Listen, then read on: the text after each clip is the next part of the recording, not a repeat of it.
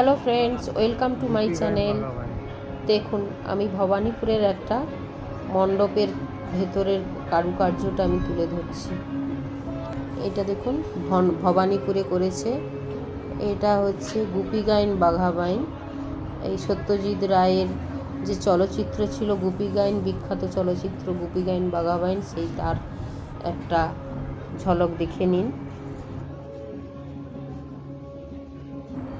এখানে ঢুকলে আপনি পুরো স্মৃতিচারণ করবেন।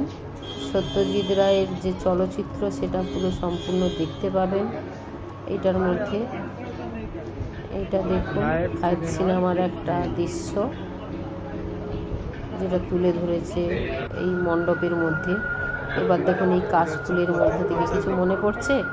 সেই অপু, সেই ছোটোবেলায় সেই অপু ট্রেন লাইনের ধারে কান পেতে ট্রেন আসছে সেই শব্দ শুনতো। সেই অপুর সেই পথের পাঁচালী, সেই অপু যে শুনতো সেই ট্রেন। দেখুন কি অদ্ভুত হাতের কাজ, কি সুন্দর না ট্রেনটা বানিয়েছে দেখুন। সেই কাশফুল, তার মাঝখান থেকে ট্রেন যাচ্ছে, অপু কান পেতে শুনছে। এটা যন্তর মন্তর।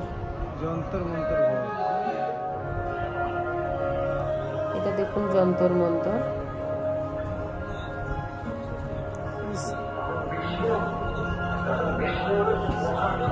ভিডিওটা ভালো লাগলে প্লিজ লাইক অ্যান্ড শেয়ার করবেন, আর পাশে থাকা বেল আইকনটা ক্লিক করে রাখবেন যাতে নতুন ভিডিও পেতে পারেন। এটা দেখুন চারুলতার ঘর।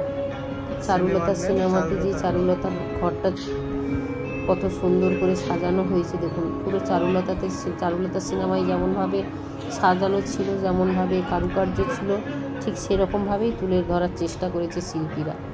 ধন্যবাদ এই শিল্পীদের।